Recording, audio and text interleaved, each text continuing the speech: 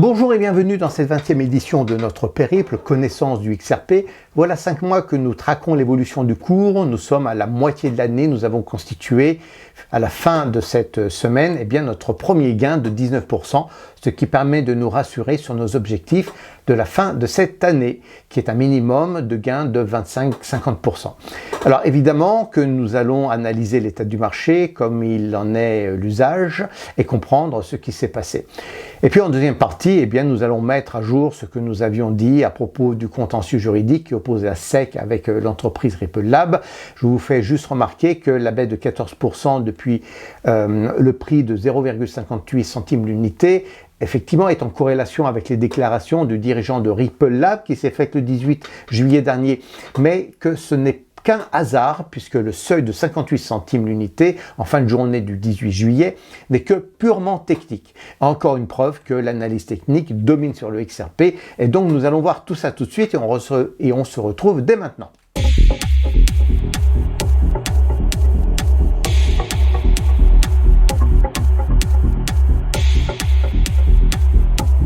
Alors, regardons un petit peu ce que nous avons eu sur le marché tout au long de cette semaine qui vient de s'écouler. Je vais donc dénouer le raisonnement que j'ai fait en détail afin que vous constatiez la méthode que j'utilise. À titre d'introduction, le succès tient surtout au fait qu'il y a eu un grand volume d'interventions sur le marché et aucun intervenant n'a joué au jeu du short selling tel que cela a été le cas la veille de la Pentecôte. Identifier un short selling est extraordinairement bénéfique lorsque vous n'avez pas déjà de position en cours. Et durant la Pentecôte, ce n'était pas du tout le cas. Le 14 juillet au matin, nous avons donc eu une confirmation de revirement de tendance et donc nous avions la responsabilité de trouver un point d'entrée. Le point d'entrée ne peut pas être le point sur lequel la journée commence, il doit être bien plus bas. Or, la difficulté se tient sur la force du spike de la veille.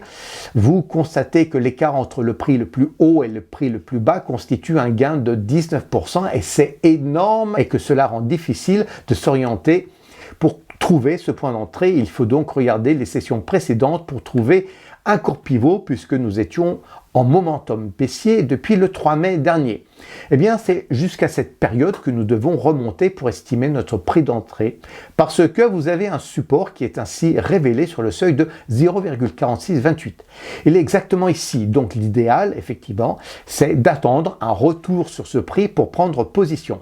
Et l'un d'entre vous m'a demandé sur Discord si mon modèle était fiable. En fait, la réponse est non parce qu'il y a toujours un potentiel d'erreur d'1,5 centime sur mes estimations.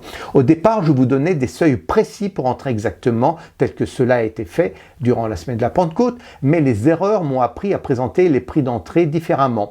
Vous avez noté que je vous donne cette fois une échelle de prix dans une fourchette établie sur 1,5 centime. Ceci est la raison. Effectivement, vous avez noté que ce seuil de 0,4828 n'a pas été touché, il a été pourtant frôlé. Prenez donc toujours en compte cette marge d'erreur et si nous considérons que vous êtes entré sur le seuil le plus haut que je vous ai donné, il suffisait ensuite de se laisser glisser jusqu'au seuil le plus élevé du RSI, c'est-à-dire à 80 unités. Et donc nous sommes arrivés sur ce seuil à la fin de la session du 16 juillet. Mais dès la seconde où la nouvelle session s'est ouverte, nous avons tout de suite évolué vers un prix plus haut. Et cette hausse s'est dénouée sur le marché durant 1 heure. Et lorsque la nouvelle session s'ouvre, cela correspond à l'intervention du marché asiatique. Ce n'est pas important pour notre trading, mais ça reste intéressant pour la culture générale. Alors l'essentiel est de constater les volumes d'échanges sur cette nouvelle session. Et on voit que la baisse qui s'en est suivie s'est faite sans volume. Donc cette baisse n'est pas pertinente. Il n'y a pas de volonté pour acheter ou vendre. C'est une sorte de petit jeu entre les offreurs et les demandeurs qui détermine en fait par le fruit du hasard le prix du XRP à ce moment-là. Et déjà, vous comprenez que nous sommes sur un prix où nous devons commencer à réfléchir pour cette fois sortir. Tout simplement parce que nous sommes au prix le plus haut de la session. Et le plus frustrant est que nous le comprenons au moment où le seuil se retrouve plus bas à 55 centimes d'euros en l'occurrence ici. Alors en résumé, l'enthousiasme a conduit le marché à aller jusqu'à 0,57 centimes l'unité, il reprend son souffle sur des volumes très faibles et on se fixe l'objectif de quitter le marché dès que le prix atteint 57 centimes. Et c'est ce que j'ai fait dans les recommandations que vous avez sur Discord. J'avais conseillé de sortir à un prix de 0,5625. Et encore une fois, vous constatez que ce biais de modèle est de l'ordre de 1 centime et demi. 1 centime et demi, c'est pas grand chose sincèrement, mais sur une valeur de 51 centimes, c'est beaucoup, c'est à peu près 3% de la masse de portefeuille que vous avez. Voilà en tout cas sur quoi je souhaitais vous orienter sur cette approche de marché pour la semaine passée. Mais le passé reste dans le passé, tournons-nous cette fois vers l'avenir. Alors à l'heure de cette vidéo, nous sommes bien sûr sur un momentum haussier d'un point de vue du modèle journalier. Le prix du XRP est de 0,5425. Mais le profil de ce momentum démontre qu'on semble avoir épuisé la hausse. N'oubliez pas qu'une hausse est toujours suivie d'un pullback. C'est-à-dire que notre modèle établi sur des sessions quotidiennes est confronté à un autre modèle bâti sur des périodes de 4 heures. En fait, regardez ceci, puisque vous avez le modèle d'un chantier de chandelier qui retrace la session quotidienne bien validée, c'est alors le comportement de modèle de 4 heures qu'il faut regarder. Celui-ci a bien accompagné notre modèle, mais il s'essouffle. En fait, il ressemble à un faux départ. Cela signifie que nous ne retournerons plus au seuil de 57 centimes l'unité, si j'en crois en tout cas ce profil de chandelier. Alors sur Discord, j'ai discuté avec Sébastien que je salue et qui semble avoir un œil de lynx pour estimer les points d'entrée. Il avait raison d'affirmer que 50 centimes d'euros l'unité du XRP est un bon point d'entrée. Il est exactement sur le support des vagues et il est un cours pivot, c'est visible. Mais je doutais que ce prix d'entrée puisse être un point sur lequel on pouvait simplement se positionner, fermer les yeux pour se laisser guider jusqu'à la Lune. En général, et c'est toujours le cas lorsque notre momentum haussier touche les 80 points d'unité du RSI, en général, je considère que je serai plutôt en attente du prochain momentum pour de nouveau racheter du jeton et organiser mon trade. Et j'aimerais juste répéter que les analyses de marché sur un modèle de journée de session permettent d'analyser le marché à la fin de la journée de travail. Parce que durant la journée, on travaille et que nous n'avons pas forcément le temps pour regarder le marché ou bien, sortir du marché lorsqu'on a une alerte. Donc en résumé, je considère qu'il sera difficile de retourner aujourd'hui sur un prix de 58 centimes l'unité. Même si je peux me tromper, en tout cas je considère qu'il est plus sage d'attendre le prochain momentum haussier pour racheter des jetons. Sur les 5 premiers mois du projet, nous avons donc fait 18% de profit encaissé et je maintiens mon objectif de 50% d'ici le 31 décembre prochain. Alors, en deuxième partie, nous allons brasser du juridique. Ce contentieux juridique m'embête énormément parce que j'ai noté qu'à chaque fois que je l'évoque, j'ai une bonne poignée de dislikes qui viennent sur mes vidéos. Donc je vais m'y préparer encore aujourd'hui. Le contentieux avec la SEC va vers 2 directions. La première direction, elle est résolue. Depuis plusieurs mois, nous comprenons que le XRP est une commodité, il n'y a pas de protection donc en conséquence pour l'acheteur parce qu'il n'y a pas de cahier des charges comme en général c'est le cas pour d'autres commodités, ce qui signifie que l'essentiel du procès est gagné par Ripple Lab. Nous avons donc une hausse après cette nouvelle qui s'est dégonflée quelques mois après cette hausse spectaculaire. Et cette deuxième direction, la deuxième direction qui reste à résoudre, cible les pénalités faisant suite à l'erreur du groupe à ne pas avoir payé les frais d'enregistrement de l'entreprise au moment de sa création. C'est ce qu'on appelle en droit les mentions d'enregistrement auprès du tribunal de commerce. Et donc, c'est une erreur que personnellement je ne comprendrai jamais. Je ne peux pas m'imaginer qu'un responsable de groupe puisse faire ce genre de bêtises. Bref. Donc les négociations sont en cours. Le 18 juillet dernier, le directeur général du groupe a rencontré l'agence de presse Bloomberg et a discuté justement de ce point. Et durant cet entretien, il y a 3 informations intéressantes qui en sont sorties. La première, c'est que nous sommes à peu près, nous, vous et moi, nous sommes à peu près 46 000 utilisateurs à intervenir sur le XRP. Et c'est très peu et cela explique la force des baleines à contrôler le marché en fait. Mais c'est surtout Ça, c'est la deuxième information sur l'avenir de l'entreprise qui produit du XRP qui nous intéresse. Et d'un point de vue stratégique, c'est réellement le destin de Ripple Lab ainsi que la capacité à payer l'amende d'ordre qui a été discutée et exposée par le directeur de cette entreprise.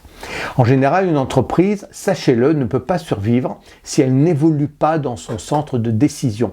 Ça veut dire qu'à terme, les entrepreneurs, qu'ils soient seuls ou qu'ils soient deux, doivent remettre la gestion de leur entreprise à une autre personne. Sinon, et c'est un phénomène très connu, l'entreprise ne se développe pas.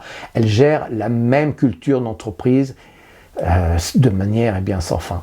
Il y a donc toujours l'option de faire une offre publique de vente qui serait le départ du groupe entrepreneurial en charge de l'entreprise aujourd'hui. Et ce point a été discuté et le directeur a reconnu que c'était une option, mais que ce n'était pas du tout une priorité, ce qui est quelque chose que je comprends tout à fait. Mais c'est surtout que cela signifie que ça se fera. Et puis le dernier point, le troisième point important, c'est la décision d'injecter 1,4 milliard de dollars dans l'entreprise afin de rassurer les investisseurs. Ce qui rassure surtout, c'est que cette somme pourrait être utilisée pour absorber l'amende d'ordre. Il n'y a pas d'impact sur le marché parce que aujourd'hui, ça reste une idée, ça reste une proposition, c'est un projet, c'est une volonté, mais qui n'est toujours pas mise en application, en tout cas à ce jour. Et cette information est importante parce que aujourd'hui, de mon côté, je suspecte fortement que les injections de XRP s'accélèrent pour payer cette amende d'ordre. Et cela contre les intérêts des investisseurs du XRP puisque ça affecte le cours, ça biaise le cours. Je crois que j'avais même évoqué la semaine dernière que cela était, selon moi, en violation avec la protection des investisseurs. Ça veut dire que le prix du marché, en tout cas, a anticipé, nous le voyons, le paiement de cette amende d'ordre qui est à peu près de 2 milliards de dollars. Alors, une présentation a été faite il y a quelque temps dans une de mes vidéos où je vous avais expliqué qu'il y avait une portion qui pouvait être négociée. Il y a une proportion négociable. Et cette autre portion ne l'est sans doute pas. Donc, c'est sur la portion d'amende négociable que le marché réagira. Or, nous avons donc cette déclaration du directeur de cette entreprise, une personne qui est celui qui est au plus proche du dossier. Il n'y a personne d'autre qui connaisse au mieux ce dossier de contentieux. Alors, je ne sais pas si ça veut dire que la semaine prochaine, nous aurons un dénouement, mais ça reste bien sûr possible, même si personnellement, je suis persuadé qu'il n'y aura pas de règlement avant le mois de septembre prochain. Sur le fond, la SEC ne vous reproche pas d'avoir acheté des jetons auprès de Ripple Lab qui n'a jamais été enregistré. C'est plutôt que on reproche à Ripple Lab d'avoir vendu à des institutionnels ces jetons. Et là est la source du contentieux. En résumé, donc, il est évident que l'amende d'ordre réclamée par la SEC sera estimée à moindre coût. Et cela aura bien sûr un impact significatif sur les cours. C'est une bonne nouvelle pour nous. Mais il est impossible de savoir quand la décision sera rendue. Toutefois, vous gardez à l'esprit, s'il vous plaît, que la décision du tribunal de New York entraînera sans doute une procédure d'appel qui va prolonger le dossier. Et c'est surtout à cause de cette procédure d'appel que je reste persuadé que nous ne sortirons pas de ce contentieux avant le début de l'année prochaine. Une première décision en septembre est un résultat en appel en février 2025, je pense. Voilà en tout cas les principaux points que je voulais vous présenter cette semaine. Nous avons fini avec cette session de cette 20e édition. Je vous souhaite donc une bonne journée et on se retrouve à la semaine prochaine. Au revoir.